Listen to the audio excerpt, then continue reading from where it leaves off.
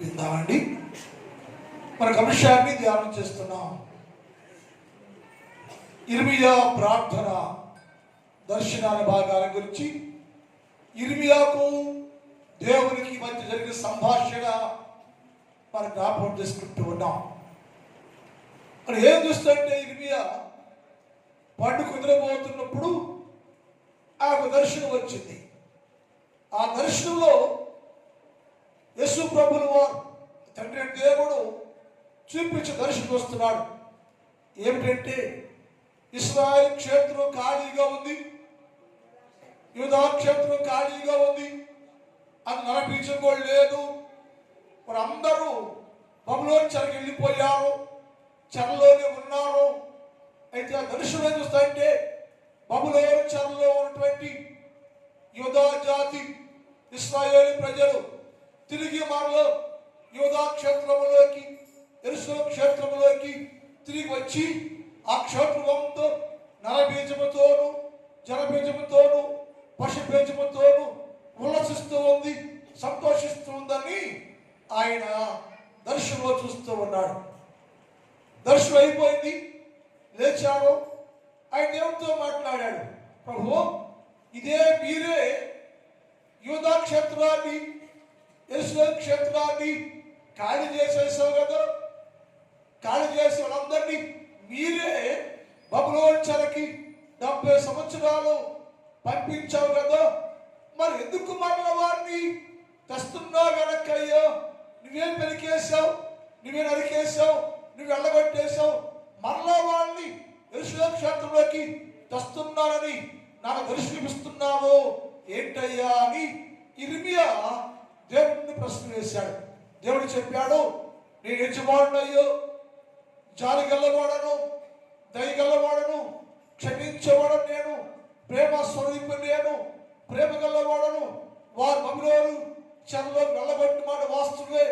నేనే వారు వ్యతిరేకంగా జీవించినప్పుడు వారికి గుణపాఠం నేర్పాలని నేనే స్వయంగా యూదా క్షేత్రంలోని, యెరూషలేము క్షేత్రంలో ఉన్న ప్రజలందరినీ నేను వెళ్ళగొట్టిన మాట వాస్తవమే. అయితే అక్కడ వారు పశ్చాత్తాపడుతున్నారు. బబులోను క్షేత్రంలో ఉండి, బబులోను దేశంలో నుండి వారు ఏడుస్తూ ఉన్నారు, కన్నీరు గారుస్తున్నారు, పశ్చాత్తాపడుతున్నారు. అయ్యా, నీ వ్యతిరేక పాపం చేశావయ్యో, క్షమించయ్యో, మన్నించయ్యో, మా దోషాలను కడిగివే ప్రభు, మా తిరుగుబాటు మార్పించయ్యో, ఇంకెప్పుడు అలా చేయవయ్యని వారు అక్కడ పశ్చాత్తాపడుతున్నారు. పశ్చాత్తాపంతో ప్రార్థన చేస్తుంటే, నేను కనికరా చూపిస్తున్నానయ్యా వారి మీద. ఏం చేస్తావయ్యా అంటే, నేను మరలా వారు తిరిగి రావాలని కనిపెడుతున్నానయ్యా నేను అన్నాడు. మీ న్యాయమా దేవుడా అన్నాడు ఇర్మియా. ఇర్మియా అంటాడు, నేను వారి యజమానుడు కదా, నేను వారి యజమానుడు కదా, వారి తండ్రిని కదా, నేనే కొట్టాను, నేను దగ్గర తీసుకున్నాయో అన్నాడు. మంచిది, ఎప్పుడో తెచ్చి ఏం చేస్తాయంటే, దేవుడు చెప్పాడు ఇర్మియాతో, నేను వారిని తిరిగి మరలా యూదా క్షేత్రం తీసుకొస్తానయ్యో అని చెప్పాడు. ఎక్కడ వెళ్ళగొట్టబడ్డారో ఆ దేశంలో నుంచి, ఆ ప్రజల్లో నుంచి తిరిగి మరలా నేను వారిని యూదా క్షేత్రానికి తీసుకొస్తాను ప్రభువా అని ఆ ఇర్మియాతో ప్రభుల వారు మాట్లాడటం ప్రారంభించాడు. ఆ విషయాన్ని పోయిన వారం ధ్యానం చేశాం. మరల ప్రశ్న ఏంటంటే, ఇర్మియా తెచ్చి ఏం చేస్తావయ్యా? వెళ్ళిపోయారు, తెస్తావు, యూదా క్షేత్రం ఉండిపోద్ది, ఏం చేస్తావు? యూదా క్షేత్రానికి యెరూషలేము క్షేత్రం తెస్తావంటే దేవుడు చెప్పాడు, ఏ క్షేత్రం ఖాళీ అయిపోయిందో, ఏ క్షేత్రం ఖాళీ చేయబడిందో అదే క్షేత్రాల మనలో జన సందడితోటి, పశు సందడితోటి నిలబెడతాను, నేను సంతోషింపజేస్తాను అన్నాడు. తెచ్చి ఏం చేస్తావయ్యా అని వాళ్ళని అడిగాడు ఇర్మియా. దేవుడి సమాధానం చూడాలి మనం. బైబిల్ చూద్దాం. 1వ దిన వృత్తాంతములు 17వ అధ్యాయం 9వ వచనం. 1వ దిన వృత్తాంతములు 17వ అధ్యాయం 9వ వచనం. మరియు నేను నా జనులైన ఇశ్రాయేలుకు నా చెల్లెని ఇశ్రాయేలుకు స్థలాన్ని ఏర్పాటు చేశాను నేను. అది యూదా క్షేత్రం, దాన్ని పరిశుద్ధపరిచాను నేను. అది యెరూషలేము క్షేత్రం, దాన్ని పరిశుద్ధపరిచాను నేను. వారి కొరకు స్థలాన్ని ఏర్పాటు చేశాను. వారు తెచ్చి మళ్ళీ పెళ్ళగించబడకుండా పాడు కాకుండా వారిని నేను ఏర్పడిన స్థలములో వారిని నేను నాటి వారు మరి అటు ఇటు తిరిగి ఎక్కడ వచ్చాయి కదా మేమయ్యా, మేము ఎక్కడున్నారయ్యో, స్థలం ఏదయ్యో, ఇల్లు ఏదయ్యో, నివాసం ఏదయ్యో, ఎక్కడున్నారే మేము, మా బ్రహ్మన్నావు తెచ్చాము మా స్థితి ఏంటని వారు మరలా బాధపడకుండా వారి స్థానమందు వారు గంతులోనే కాపురం ఉంటారయ్యా. తిరిగి వచ్చి మనలో నేను ఏర్పాటు చేసిన సిద్ధము చేసిన యెరూషలేము క్షేత్రములోను యూదా క్షేత్రంలో ఏర్పాటు స్థలములో వారు కాపురం చేస్తారయ్యో. అక్కడ వారు ఏమైనా అంటే వెళ్ళగొట్టమంటారు కదా, నేను చేతిస్తున్నాను, పిలుస్తున్నాను, నేను స్థలం ఏర్పాటు చేస్తున్నాను, నేను ఏర్పాటు స్థలముల వారు కాపురం ఉంటారు, నాటుతాను నేను. మన అట్టి కదిలిపోకుండా చెడిపోకుండా మరలా పాడైపోకుండా మరలా వారు అట్టికి వెళ్ళి తిరిగిపోకుండా నేను వారికి ఆ క్షేత్రములో నాటుతారయ్యో. ఎక్కడ నాటారో వాళ్ళు అక్కడ కాపురం ఉంటారు, క్షేమాభివృద్ధిలో ఉంటారని నా దేవుడు ఇర్మియాతో మాట్లాడాడు. మరొక మాట చూద్దాం. ఇర్మియా గ్రంథం 26వ అధ్యాయం, ఇర్మియా 26:6 చూద్దాం.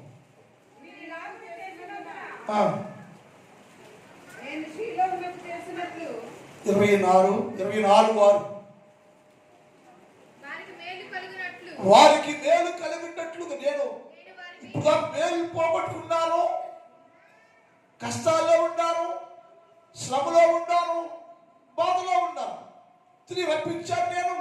వారు నేనే దేవుణ్ణి, ఆదరించేవాడని, ఆదరణకర్తను నేను ఏర్పడే స్థలంలో వారు కాపురం ఉంటారు. ఆ కాపురం ఉన్నప్పుడు వారికి మేలు కలగాలని నేను వారికి మేలు కలుగునట్లు నేను వారి దృష్టి ఉంచాను. వారి దృష్టి ఉంచి ఈ దేశములకు మరలా వారిని రప్పించాను. పడగొట్టక వారి కట్టెదను పెళ్ళగింపక వారి నాటలై నేను పడగొట్టను, పెళ్ళగించను. తెచ్చి మరల యూదా క్షేత్రములోను నేను ఏర్పాటు చేసిన పవిత్ర స్థలములో వారిని నేను మరలా నాటుతాను, నిలబెడతాను, నేను స్థిరపరుస్తాను. నేను ఇంత మాత్రానికే ఎందుకు ఎలగొట్టావంటే నా ప్రజలైన ఇశ్రాయేలీయులు, నేను ఏ దేవుడను, సృష్టికర్తను అని గ్రహించాలయ్యో. నా ప్రేమను గ్రహించాలి. నా ప్రేమ అర్థం అవ్వడానికి వారు ఎంతో ప్రేమిస్తున్నాను, నా ప్రేమ ఏమిటో గ్రహించాలి. వాళ్ళు గ్రహించలేక నా ప్రేమ అర్థం కాక వారు నన్ను విడిచిపెట్టేశారయ్యో. తిరిగి తెస్తాను నేను. తెచ్చి నాకు నా యేసయ్య ఎంతో ప్రేమ, నా తండ్రికి ఎంతో ప్రేమ ఉందని వారు గ్రహించట్లుగా యూదా క్షేత్రములోను నేను మరల వారిని నాటెదను, కట్టెదను, స్థిరపరచను, బలపరచను, గొప్ప చేస్తాను నేను. తర్వాత వారు పూర్ణ హృదయముతో నా ఎద్దకు తిరిగి రాగా వారు వారికి నుంచి నా చెల్లె వాళ్ళు ఇక్కడ నుంచి వాళ్ళు నా చెల్లి. ఇప్పుడు నాకు చెల్లి కాదా, నాకు నీ చెల్లె. నీ పేరు పెట్టబడ్డ వారే కానీ వారు వెళ్ళగొట్టబడ్డారు, విరగొట్టబడ్డారు. జ్ఞానం వచ్చింది, ఏ పోగొట్టుకున్నారో గ్రహించారు. తిరిగి వస్తే ఇక్కడ నుంచి నాతోనే ఉంటారు, ఇక్కడ నుంచి నా దగ్గరే ఉంటారు. ఇక్కడ నుంచి వారు నేను నాటాను, పెళ్ళగించను, తోలు వేయను, విరగొట్టను, కాపాడతారు. వారికి దృష్టి ఉంచాను. ప్రతి రోజు వారికి నేను చేస్తూ ఉంటాను, సహాయం చేస్తూ ఉంటాను. నేను వారి దేవుడు కాబట్టి గురించి వారు నాకు నాకు వారు ప్రజలుగా ఉంటారు. నేను యెహోవానని వారు నన్ను ఎరుగు హృదయం వరకు ఇస్తారయ్యా. ఇప్పుడు దాకా ఏమిటంటే నా ప్రజలే, నా జనులే, నా పేరు పెట్టుబడ్డ వారే, కానీ వారికి నన్ను ఎరిగే హృదయం లేదయ్యా. నేనేంటో, నా ప్రేమ ఏంటో, నా వ్యక్తిత్వం ఏంటో వారికి గ్రహించలేదయ్యా, ఎరగలేకపోయారయ్యా. ఇప్పుడు నేను మళ్ళీ వారిని తిరిగి యూదా క్షేత్రానికి తెచ్చి నాటి వారి మీద దృష్టి ఉంచి వారికి మేలు చేస్తూ ఉంటే వారు ఇప్పుడు నన్ను ఎరిగే హృదయమయ్యో, మానవ లోకంలో మనుషులయ్యో, యేసు ప్రభువును నమ్ముకోకుండా లోకంలో ఉంటున్నారు, లోకస్తులుగా ఉంటున్నారు. కారణం ఏంటంటే యేసు క్రీస్తు ప్రభుల వారే దేవుడు, ఆయనే నా కొరకు సిలువలో ప్రాణం పెట్టాడు, ఆయన త్యాగం చేశాడు. ప్రేమ స్వరూపైన దేవుడు యేసు ప్రభుని గ్రహించి ఆయనను ఎరగలేక, తెలుసుకోలేక, యేసు క్రీస్తు ప్రభు వారిని పరిపూర్ణమైన జీవితం కలిగి ఉండలేని కారణం చేత వారు నా జన్మగా కాకపోయారయ్యో. ఇప్పుడు నేను చెబుతున్నాను, వారు తిరిగి రప్పిస్తాను, నాటుతున్నాను. నాటు మీద వారి మీద నా దృష్టిని ఉంచుతాను, వారికి మేలు చేస్తాను, వారిని దీవిస్తాను. వారు ఎప్పుడు కూడా నేనే దేవుడనని గ్రహించే మంచి హృదయాన్ని, మంచి మనస్సును, నేనే దేవుడు ఎరిగే హృదయాన్ని వారికి కలుగు చేస్తానయ్యా. అప్పుడు వారు నిత్యం నాతోనే ఉంటారు,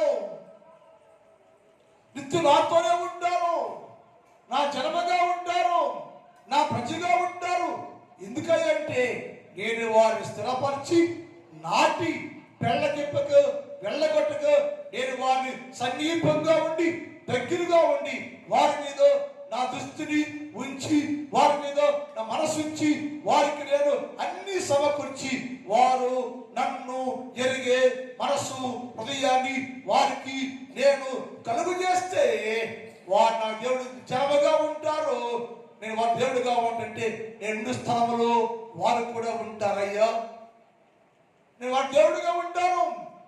ఇప్పుడు దాని దేవుడిని నేను వారి దేవుడిని గుర్తించలేదు, దేవుడిగా పూజించలేదు, దేవుడిగా ప్రార్థన చేయలేదు.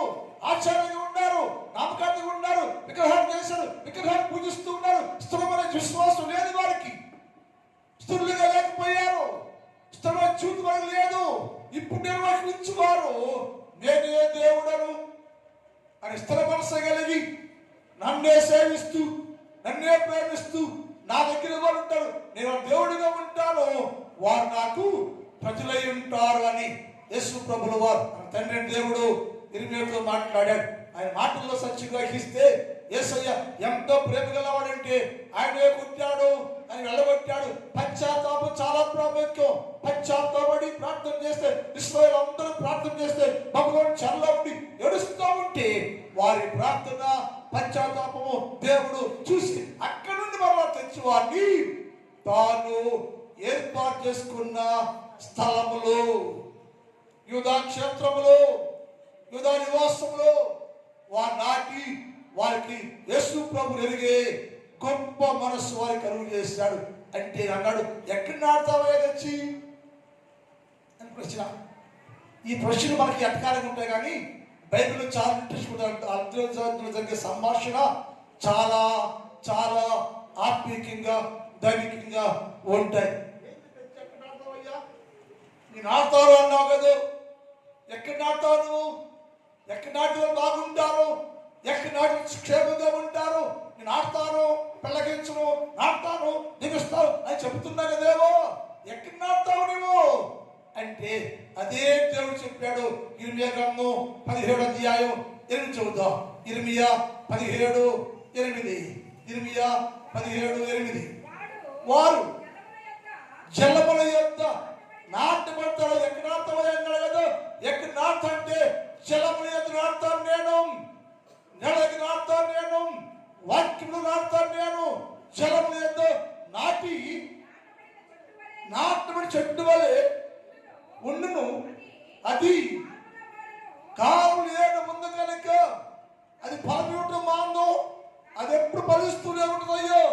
ఇర్మియా వినయ్యో, ఎండిపోయేప్పుడు వరకు ఆ దేశంలో అనగా బబులోను దేశంలో వారు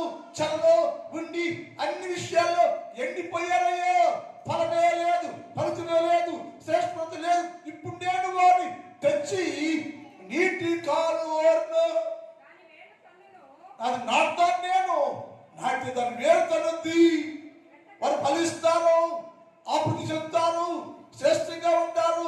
వెట్ట కలిగిన, కష్టం కలిగిన, బాధ కలిగిన ఇంకెప్పుడు వాడిపోదు, ఆకు రాలక తన కాలం ముందు ఫలమిచ్చే చెట్టు వల్ల ఎప్పుడు పచ్చగా ఉంటారయ్యా, ఫలభట్టిగా ఉంటారు. ఇది ఎలా సాధ్యమంటే నేనే చేశాను, నేను తెచ్చాను, నేనే వారిని యూదాక్షేత్రములో నాటి, ఎక్కడ నాటామంటే జలముల యొద్ద నాటుతాను నేను. ఆ జలముల యొక్క ప్రభావం వలన, ఆ నీటి ప్రభావం వలన, ఆ వాక్యం ప్రభావం వలన నా ప్రజలందరూ చిగురించేవారుగా ఉంటారు, ఫలించేవారుగా ఉంటారు, అందరూ అభివృద్ధి చెందేవారుగా ఉంటారయ్యా, వేరు తడుతారయ్యా, శ్రేష్టంగా ఉంటారు. ఎప్పటికది పెళ్ళగింపబడదయ్యా. ఎందుకంటే నేను దానిని నీటి కాలువ యొద్ద నాటాను. ఆ నీరు పెంచి పోషించి ఫలభర్తిగా ఫలింపజేస్తే దీవెనకరంగా, క్షేమకరంగా, మేలుకరంగా అన్ని కాలాలది వర్ధులుతూనే ఉంటుందయ్యా, ఫలభర్తిగా ఉంటుందయ్యా, ఉండేలాగా చేస్తాను నేను. ఎక్కడ నాటావయ్యా? జలముల యొద్ద, కాలువ యొద్ద, వాక్యంలో, వాక్యం ఉన్న చోట వాక్యంతో పెంచుతాను నేను, నీటిలో పెంచుతాను నేను. ఎండిపోవడం చేస్తాను, ఎప్పుడు ఎండిపోదు, ఆకులు రాదని క్షేమాభివృద్ధి కలిగి ఉంటుంది. అందుకని ఏది పోగొట్టుకున్నారో, ఏది పోయిందో అవన్నీ తిరిగి నేను వారికి సమకూర్చి ఇచ్చి వారిని నేను ఫలభర్తిగా చేస్తానయ్యా. ఇర్మియా చెప్పు మాటలకి ముందు వినయ్యా, ఇర్మియా నేనేం చేయబోతున్నాను చెబుతున్నాను, ఏం చేస్తాను కదా. వారిని నేను నీటి కాలువన నాటుతానయ్యా, నీటి కాలు చెంతవరకు నాటుతాను నేను. ఫలభర్తిగా ఉంటారయ్యా. వారు చింతిస్తూ ఉన్నారు, బలపడుతున్నాయో, ఎంతకెక్కడే ఉన్నా కదా మా దేవుడు పిలిచాడని సంతోషిస్తున్నారయ్యా. తెచ్చి నేను వారిని నీటి కాలువన నాటుతానయ్యా అని చెప్పాడు. రెండు చెప్పాడు, ఎక్కడ నాటాలంటే నా మందిరంలో వారు నాటుతాను నేను, నా మందులు నాటుకుంటాను నేను.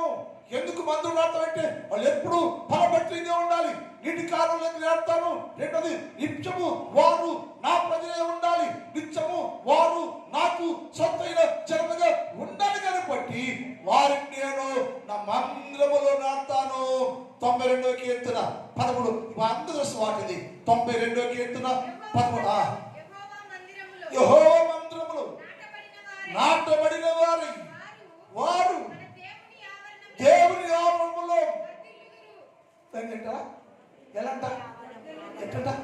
ఎలాగంట వర్ధులతో లేదు. పుదాక మానవుడండి లోకంలో ఉంటే, సర్వసంపద కలిగి ఉంటే, ఆస్తిపతి కలిగి ఉన్నాను, కోటాను కోటి రూపాయలు ఆస్తి కలిగి ఉన్నాను, లోకంలో ఉంటే ఎప్పుడు వర్ధులలేదు.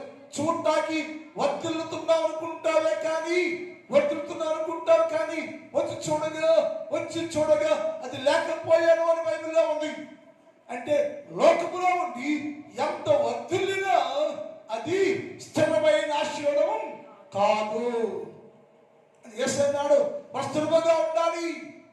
వారు ఎక్కడ ఆడతామంటే ఒకటో జలములు ఆడతాను నేను, రెండోది నేను నా మందిర ఆవరణంలో, నా సన్నిధిలో, నేను ఉండే స్థలంలో నేను వారు కలిసి ఒకే స్థలంలో ఉండాలయ్యా. అందుకని నేను వారిని నా మందిర ఆవరణంలో నాటుకుంటాను. నాటుబడ్డ వారు ఏమవుతారంటే వర్ధిల్లుదురు, ఫలించదరు, అభివృద్ధి. ఎందుకంటే నీతి వర్షం వారిని బలపరుస్తూ ఉంటుందయ్యో. నీతి క్షేమం వారు నా మందిరంలో నాటబడ్డప్పుడు, నా మందిరంలో ఉన్నప్పుడు, నేను వారు కలిసి ఒకే స్థలంలో నివాసము చేస్తున్నప్పుడు వారందరూ వర్ధిల్లుతారయ్యో. ఇది మీ ప్రశ్న సమాధానం. ఎక్కడ నాటుతావా అంటే, ఒకటి జలముల చెంత వారిని నాటుదును, రెండు దేవుని మందిరముల వారిని నాటుతాను. ఎందుకంటే వారు వర్ధిల్లాలయ్యో, వర్ధిల్లాలను క్షేమాన్ని కలిగి ఉండాలి. నా ప్రజలు కూడా వాడిపోయారు, చీకిపోయారు, కష్టాల్లో ఉన్నారు. ఇప్పుడు నుంచి వారు వర్ధిల్లి ఫలించి అభివృద్ధి చెందటానికి నేను వారిని జనాభాలో చెప్తాను, మందిరాల్లో నాటుతున్నాను నేను. వారు నా మందిరంలో నాటబడ్డప్పుడు వర్ధిల్లే వారిగా ఉంటారయ్యా, క్షేమాభివృద్ధిలో కలిగి ఉంటారు అని యేసు ప్రభుల వారు మాటలు మాట్లాడుతూ కనుక దేవుని పిల్లారు ఇరిమియా ఆశ్చర్యం వేసింది. అయ్యా, ఎంత ప్రేమ ఉందో నీ ప్రజల పట్ల, నీకు ఇంత ప్రేమ కలిగి కనపరుస్తావయ్యా, నీ ప్రేమను వెల్లడి చేస్తున్నావయ్యా అంటే దేవుడు చెప్పాడు, నేను వారి యజమానునయ్యో, నేను వారి తండ్రినయ్యో, నేను తండ్రిని యజమానును. వారు పశ్చాత్తాపడ్డారు కాబట్టి తిరిగి మరలా తెచ్చి యోధా క్షేత్రంలో యెరూషలేము క్షేత్రంలో వారిని నాటి, అక్కడే కాదు నీటి కాలువలో ఓడిన నాటి దేవుని మందిరంలో వారిని నాటి వర్ధిల్లే వారుగా, ఫలించే వారుగా, స్థిరమైన వారుగా నేను వారు చేస్తానయ్యా. నా ఆశీర్వాదము, నా దీవెనలు ఎప్పుడు వారు కలిగే ఉంటారు. ఎందుకంటే నేనుండే స్థలంలో వారు నేను కలిసి ఒకే స్థలంలో నివాసము చేస్తున్నాం కనుక వర్ధిల్లే వారుగా ఉంటారయ్యా అని చెప్పి మరొక మాట ఆమోసు గ్రంథం 9వ అధ్యాయం 14-15 చదువు. ఆమోసు గ్రంథం 9వ అధ్యాయం 14-15.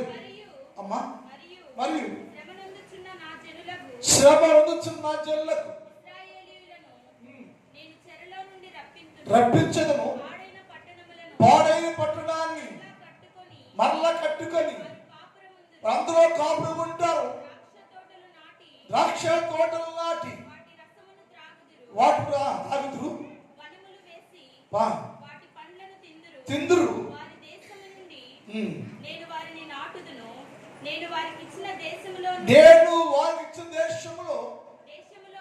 దేశంలో నుంచి వారికి అన్నాడు తీసుకొచ్చి, నేను వారి కొరకు ఏర్పాటు చేసిన దేశంలో నుంచి వారికి అన్నిటికీ పెరిగి వేయబడరు.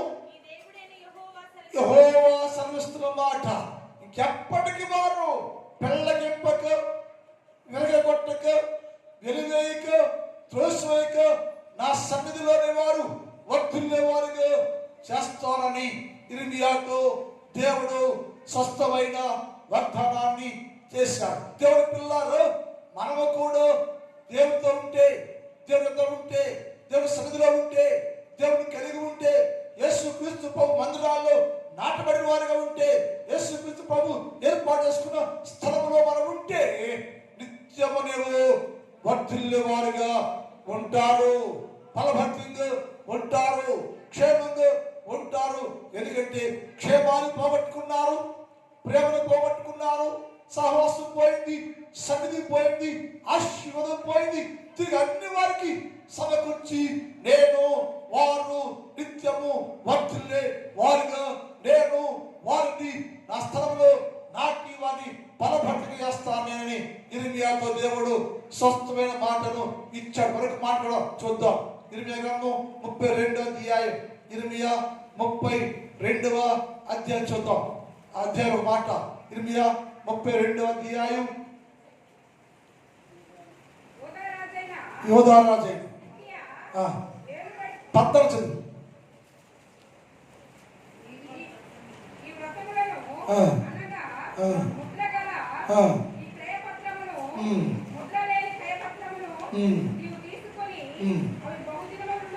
ఇక్కడ ఉంటే మర్మంతో కూడా మాట మాట్లాడుతున్నా, వారు నా దగ్గర మర్మయుక్తమైనటువంటి జీవితం జీవిస్తారయ్యా అన్నాడు.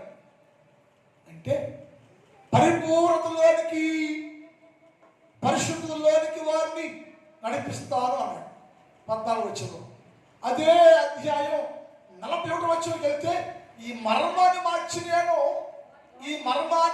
నేను మరొక విధంగా వారిని దీవిస్తున్నాను. నేను ఆ మర్మాన్ని మార్చి అది రాసే పత్రం ఉందే, ఆ పత్రాన్ని నా దగ్గర ఉంచుకుని ఆ పత్రంలో రాయబడిన సంగతి వారు గ్రహిస్తూ ఎలా ఉందంటే 41వ వచనం చూద్దాం.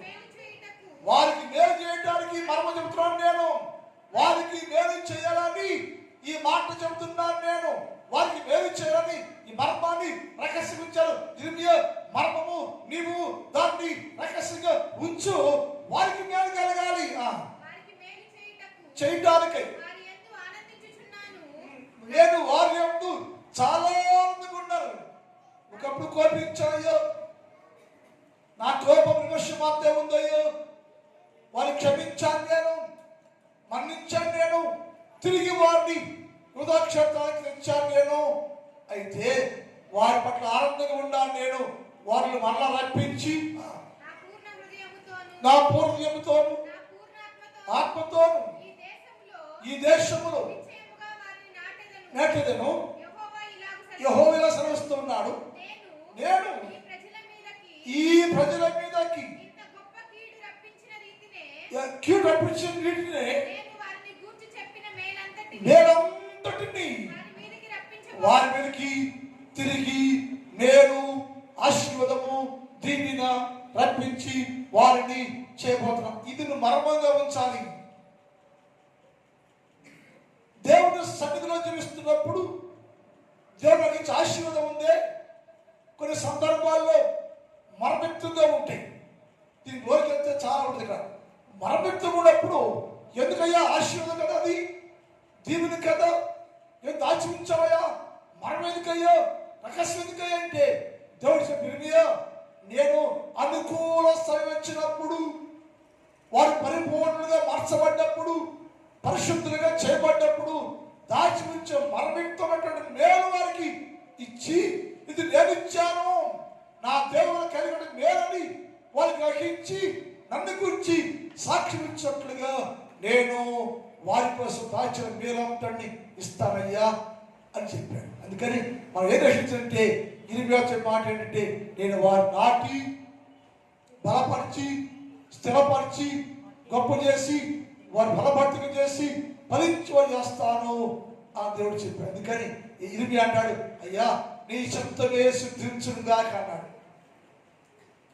నీ కార్యములు యెరూషలేము క్షేత్రం జరుగునుగాకయ్యో, నీ మేలు యెరూషలేము క్షేత్రం జరుగునుగాకయ్యో, నీ ప్రజలందరూ శ్రేష్ఠులుగాను బలభర్తంగా ఉండి మొదటి స్థితి కలిగి వారి నామములో వారి సన్నిధిలో వర్తిల్తారయ్యో, వర్తిలే జీవితం లోకమంతా తెలియాలయ్యో, లోకమంతా నిన్ను గురించి గొప్ప సాక్ష్యం ఇస్తానని ఇరిమియా తిరిగి దేవునితో మాట్లాడిన విధానం అధ్యాయంలో చూస్తాం. అంటే దేవుని కార్యాలు, దేవుని ప్రేమ, దేవుని క్షమాపణ, దేవుని ఆశీర్వాదాలు మానవ పట్ల ఎలా ఉంటాయో ఈ వాక్య భాగాల్లో రాయబడి. అందుకని యేసయ్య అన్నాడు, నేను కూడా నా యొద్దకు వచ్చి నన్ను వెతుకు వారికి కనుగొంటారు, పశ్చాత్తపడితే వారికి దీవెన క్షమాపణ ఆశీర్వాదాలు ఇస్తాను, నేను గొప్ప చేస్తాను, నేను బలపరిచే వరకు ఉంటానని యేసు ప్రభువుల వారు కూడా అనే సందర్భాల్లో వాగ్దానాన్ని చేశారు. మన జీవితాల్లో కూడా నాటబడి స్థిరపరచబడి దేవునికి ఆశీర్వాదాలు పొందుకోవటానికి అందరూ కూడా దేవుని సన్నిధిలో నిలిచేవారుగా ఉండాలని లేఖనం మరొక మాట యెషయా గ్రంథం 60 అధ్యాయం 20 నుంచి చదువుదాం. యెషయా 60:20 నుంచి చదువుదాం. నీ సూర్యుడు అస్తమింపడు, నీ చంద్రుడు క్షీణింపడు, యెహోవాయే. ఎందుకంటే ఇప్పుడు దాకా నువ్వు యెహోవా లేకుండా ఉండవయ్యో, సూర్యుడు లేకుండా ఉండవయ్యో, ఐగుప్తులో ఉండవయ్యో, లేక బబులోనులో ఉండవయ్యో. అది ఏ దేవుడే చోటు కాబట్టి సూర్యుడు లేకుండా వెలుగు లేకుండా చీకటి సంబంధిగా ఉన్నావయ్యా. ఇక నుంచి ఎక్కడికి వచ్చావంటే వెలుగు యొద్దకు వచ్చావు, వెలుగులోకి తిరిగి మనలో వచ్చావు. చీకటి మొత్తం పారిపోయింది. ఇక నుంచి నీ స్థితితో ఉండే దేవుడు, నీ ముందుకు ఉన్న దేవుడు, ఎవరి ఎందుకు నువ్వు వచ్చావో ఆ దేవుడు లేక సూర్యుడు అస్తమించడు. యెహోవాయే నీకు నిత్యమైన వెలుగుగా ఉండును. నీకు నీ దుఃఖ దినాలు సమాప్తమైపోయి బబులోను దేశంలో ఎంతో దుఃఖము, వేదన, కష్టము అనుభవించావు. తిరిగి వెనక్కి వచ్చావు కాబట్టి అక్కడ ఏ దుఃఖం అనుభవించావో, దేనికోసం దేనికోసం ఏడ్చావో, దేనికోసం ప్రలాపించావో, ఇప్పుడు ఆ దుఃఖ దినాలు సమాప్తి చేయబడ్డాయి కనుక ఆ దుఃఖ దినాలు మార్చబడ్డాయి. ఈ దుఃఖం నీకు ఎందుకంటే తిరిగి మనలో యూదా క్షేత్రంలోకి, యెరూషలేము క్షేత్రంలోకి వచ్చావు కనుక నాతో ఉంటున్నావు కాబట్టి నాతో ఉండే ఏ వ్యక్తి అయినా సరే దుఃఖములో ఉండరు, క్షేమాప్తి కలిగి ఉంటారు. నీ దుఃఖ దినములు సమాప్తి చేయబడెను. ఇక నుంచి జనులందరూ నీతిమంతులుగా ఉంటారు. అంటే ఎప్పుడైతే ఏదో క్షేత్రంలో బయటికి వెళ్ళిపోయావో అనగా బబులోను దేశానికి వెళ్ళావో నీతిని కోల్పోయావు, భక్తుని కోల్పోయావు, విగ్రహాలు పడిపోయావు, దేవుని దూరం అయిపోయావు, లోక సహవాసం ఎక్కువైపోయింది కాబట్టి తిరిగి యూదా క్షేత్రానికి వచ్చావు కనుక ఇక్కడ నుంచి నీవు నీతిమంతుడవు, నీతిమంతులని నిన్ను గురించి సాక్ష్యం ఇస్తారు, నిన్ను గురించి జనులు చెప్పుకుంటారు. ఏమన్నాయో ఇప్పుడు దాకా నీదేమంటే నీతి కోల్పోతే తిరిగి నా ఇంటికి వస్తే, తిరిగి నా ఇంటికి తిరిగి వస్తే దేవుడు నాతో ఉంటే నా దేవుడు వారిని నీతిమంతులుగా చేశాడు. నన్ను నేను మహిమపరచుకున్నట్లుగా వారు నేను నాటిన కొమ్మగాను నా చేతి పనిగా ఉంటారయ్యో. దేశమును ఈ దేశాన్ని శాశ్వతంగా ఈ కాలదే దేశం దాన్ని స్వతంత్రుకొని ఫలభద్రిగా ఉంటారని నా దేవుడు వాగ్దానం చేస్తా ఉన్నాడు. దేవుని పిల్లలారా, ఎవరు తిరిగి వస్తారో అంటే లోకములో ఉంటే, పాపములో ఉంటే, చీకట్లో ఉంటే, బబులోన్లో ఉంటే, ఏ స్థలంలో లోక సంబంధిగా నువ్వు జీవిస్తూ ఉంటే అక్కడ నుండి వచ్చిన వాడిని యెహోవా అన్నాడు, నేను నిన్ను నీతి జనముగా మారుస్తాను, దేశాన్ని చదువుకుంటావు, పరలోక రాజ్యంలో ప్రవేశించే హక్కు నేను కల్పిస్తున్నాను నేను నీకు. ఎందుకంటే తిరిగి నా దిక్కు తీసుకురాబడ్డావు, నీవు నా దగ్గరికి వచ్చావు, నీవు తిరిగి వచ్చా, నేను నీకు ఎలుగుగా ఉంటా, దేవునిగా ఉంటా, నీకున్న సమస్త మళ్ళీ తీసివేస్తున్నాను. నేను నిన్ను పరిశుద్ధ జనముగాను, వెలుగు సంబంధులుగాను, వెలుగునిచ్చే వారుగాను నేను చేసి బలపరిచి నీ జీవితంలో గొప్ప కార్యాలు చేస్తానయ్యా అని చెప్పిన దేవుడు. అంటే మన జీవితంలోకి ఏది పోగొట్టుకున్నామో, ఏది కోల్పోయామో దానిని తిరిగి మనకి ఇచ్చి మన జీవితాలను ఆనందంతోటి సంతోషంతో చేస్తూ మనం ఫలిస్తూ ఉంటే, అభివృద్ధి చెందుతూ ఉంటే మన చూసుకున్న దేవుడు బహుగా సంతోషిస్తట. అవి ఒకప్పుడు ఎండిపోయారు, వాళ్ళు తిరిగి వచ్చారు, నాటబడ్డారు, చిగురించారు, ఫలించారు, అభివృద్ధి చెందుతూ ఉంటారు కనుక వారిని ఫలిస్తూ ఉంటే, అభివృద్ధి చెందుతూ ఉంటే, దీవెనకరంగా ఉంటే, క్షేమాభివృద్ధిగా ఉంటే నేను చూసిన దేవుడు ఈ విషయమై బహుగా ఆనందాన్ని కలిగి సంతోషించేవారుగా ఉంటానని ఉదయకాలంలో దేవుడు మనతో మాట్లాడుతున్నాడు. ఏమంటే నేను వారు తిరిగి వచ్చాక ఏం చేస్తానంటే వారిని నేను నాటెదను అని చెప్పాడు. ఇలా ఉంటారు అని చెప్పాడు. రెండోది స్థాపిస్తారు అని చెప్పాడు. తిరిగి వస్తారు కదా, ఏం చేస్తావా అంటే స్థాపిస్తారంటే స్థిరపరుస్తాను, కొత్తగా స్థాపన చేస్తున్నావు, స్థాపిస్తాను. నేను ఎలా స్థాపిస్తావయ్యో అంటే యెషయా గ్రంథం 54:14 చదువుతాం. యెషయా, నీవు నీతి గల దానవై స్థాపించబడదువు. ఇప్పుడు ఏమైంది? అక్కడ ఏమంటాడు కదా, అక్కడేమో నీతి నీకు విలువనిచ్చింది, ఇప్పుడేంటే నీవు నీతి గల దానవై స్థిరపరచబడతావు, నీతి గల దానవై స్థాపించబడతావు. నువ్వు నీతి కోల్పోయావో, నీతి లేదో, భక్తి లేదో, ప్రార్థన లేదో, విడిచిపెట్టేసావో, వదిలేసావో, బబులోను దేశానికి వెళ్ళిపోయినాక అన్ని కోల్పోయావో, అన్ని మానేసావో, అయితే నేను తిరిగి వచ్చి నిన్ను స్థాపిస్తాను. ఎలా అంటే నీతి గల దానిగా నిన్ను స్థాపిస్తాను. నేను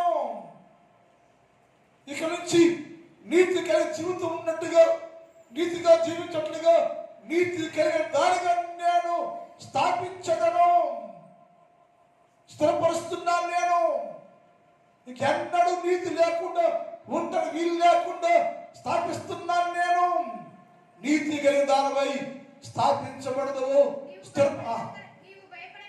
నీ భయపడక్కర్లేదు.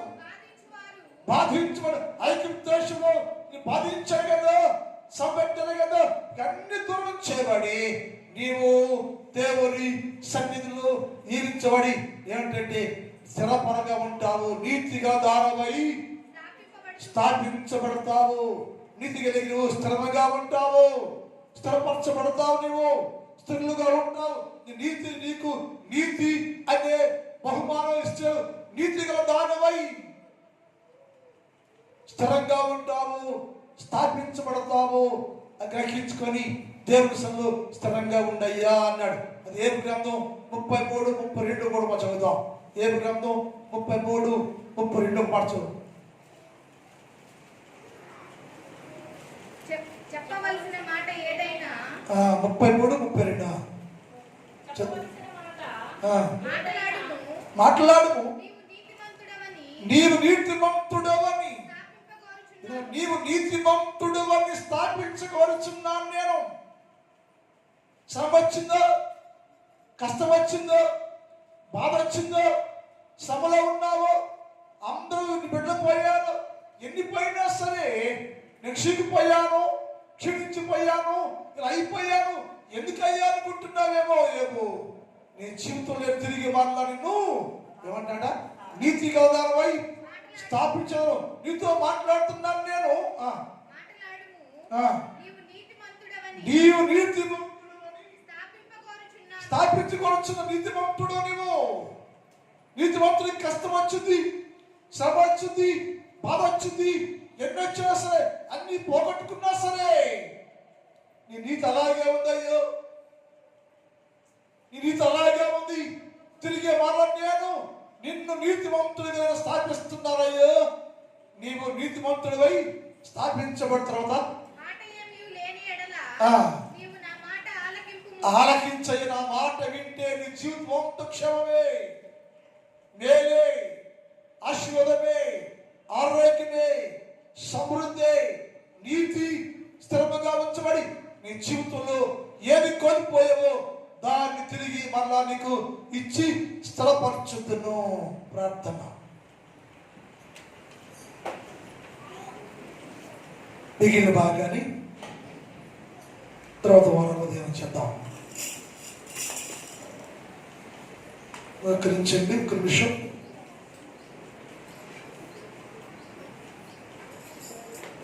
విత్తబడే వాక్యాన్ని ఆలోచన చేయండి.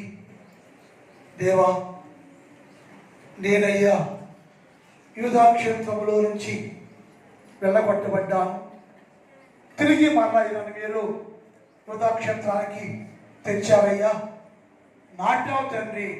అలాగే నా జీవితంలో కూడా ప్రభువా, ఎప్పుడైనా నేను వేరుగా యూదా క్షేత్రం నుంచి వెళ్ళిపోయి ఉంటే తిరిగి వచ్చి నన్నయ్యో నీతిమంతురాలుగా స్థిరపరచయ్యా, ప్రార్థనలో స్థిరపరచయ్యా, వాక్యంలో స్థిరపరచయ్యా, నీతిని అనుసరించే వారుగా చెయ్యయ్యా.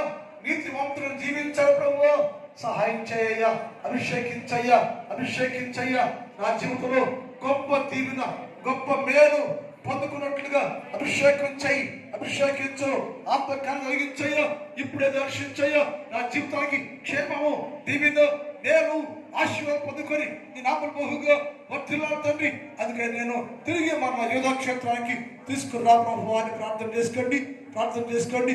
నా దేవుడు ఇప్పుడే దర్శించి దీవించి క్షేమాన్ని ఆశీర్వాదంతో నింపి మునుపటి కంటే విలువైన దీవెనలు నా దేవుడు నీకు అనుగ్రహించును గాక. ప్రార్థన చేసుకోండి, ప్రార్థన చేసుకోండి. అందరూ ప్రార్థనలో ఉండండమ్మా. ఒక్క నిమిషం అందరూ ప్రార్థన చేసుకుందాం, ప్రార్థన చేసుకుందామండి. ప్రార్థనలో ఉండండి, ప్రార్థనలో ఉండండి. నోరు తెరవండి, యేసుతో మాట్లాడు. దేవా, నన్నయ్యా క్షేత్రం తీసుకురా ప్రభు, నీ సన్నిధిలో నిలబెట్టయ్యా. నీ బిడ్డలో సహాయం చేయయ్యా, దీవించయ్యా. ఏది పోగొట్టుకుంటే ప్రభు నాకయ్యా నీ సన్నిధిలో నాటండి. ఇంటి కాదు నాటండి, బలపరచండి, స్థిరపరచండి, గొప్ప చేయండి, ఆశీర్వాదకరంగా వర్ధన చేయి ప్రభువా. ప్రార్థన చేసుకోండి తల్లి, అన్నయ్యలు కూడా ప్రార్థన చేసుకోండి, యవనస్తులు ప్రార్థన చేసుకోండి. దేవుని సన్నిధి, దేవునితో మాట్లాడితే దేవుడు మాట్లాడి ప్రభు స్థిరపరచయ్యో, నన్ను మందిరం నాటయ్యో, బలపరచయ్యో, వర్ధన చేయయ్యో, బాగు చేయయ్యో, గొప్ప చేయయ్యో, నీతిని స్థాపించయ్యో, నీతిమంతులుగా దాన్ని సదిలో స్థాపించయ్యో, గొప్ప చేయయ్యో అని ప్రార్థన చేసుకోండి. ఒక్క విషయం ప్రార్థనలో అందరూ ప్రార్థనలో ఉందాం, అందరూ ప్రార్థన చేసుకోండి. మా తండ్రి, నీ పాదములోకి వందనాలు. పరిశుద్ధుడైన దేవా, నీకే స్తుతి స్తోత్రాలు తెలియజేస్తూ ఉన్నాను. గడిచిన దినములలో మీ అపారమైన ప్రేమలో కాపాడారు. ఉదయకాలం మాతో మాట్లాడారు. నీ మాట విన్నా ప్రభు. క్షేత్రంలోకి మమ్మల్ని తీసుకోండి ప్రభు. నీటి కాలుష్యంతో నాటండి, మందిరములో నాటండి, వర్ధుల్లో చేయండి. నీ ప్రజలుగా, నీ బిడ్డలుగా మా జీవితాల్లో క్షేమాన్ని, అభివృద్ధిని కలుగు చేయమని ప్రార్థన చేస్తున్నాం ప్రభు. ఇది వేధించిన వాగ్దానము మా జీవితాల్లో కూడా జరిగించమని ప్రార్థన చేస్తున్నాం ప్రభు. నీకే స్తోత్రాలు తండ్రి. ఈ మధ్యన కాలంలో ఈ మందిరంలో మోకరించిన ప్రతి బిడ్డను దర్శించండి, దీవించండి, కాపాడండి, బలపరచండి, స్వస్థపరచండి. నీ కృపాక్షేమాలతో నింపమని ప్రార్థన చేస్తున్నాను ప్రభు. నీకే స్తోత్రాలు తండ్రి. సంఘాన్ని దర్శించండి, నా సంఘాన్ని దీవించండి, నా సంఘములో ఉన్న ప్రతి కుటుంబాన్ని దీవించండి, ఆశీర్వదించండి, ఆరోగ్యాలు ఇవ్వండి. ప్రతి కుటుంబానికి చాలంతో దీవెన దయచేయండి ప్రభు. ప్రతి వ్యవసాయదారుడు మంచి పంటలు కూర్చుకోవాలి తండ్రి. మంచి వాతావరణం సమకూర్చండి, సహాయం చేయండి. పరీక్ష రాష్ట్రందరినీ దీవించండి, ఆశీర్వదించండి. ప్రతి విద్యార్థి నామంలో మంచి తండ్రి వర్ధిల్లి మంచి ర్యాంకులో పాస్ అవ్వడానికి సహాయం చేయండి. ఉదయకాలం ఈ స్థలంలో ఉన్న ప్రతి బిడ్డను దర్శించి దీవించమని యేసు వారి పరిశుద్ధ నామములో ప్రార్థిస్తూ ఉన్నాము తండ్రి. కూర్చోండి. పలహారం ఉంది, సంఘ పెద్దలు రండి.